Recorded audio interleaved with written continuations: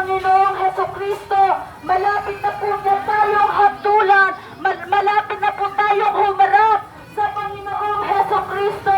We need to repent for our sins. Kailangan po nating magsisi na sa ating mga kasalanan. Maaaring ang salita ng Diyos na napapakinggan mo ngayon ay hindi mo lang first time na napakinggan. Maaaring napakinggan mo na rin ito sa ibang lugar. Sinasabi ng Panginoon, magsisi na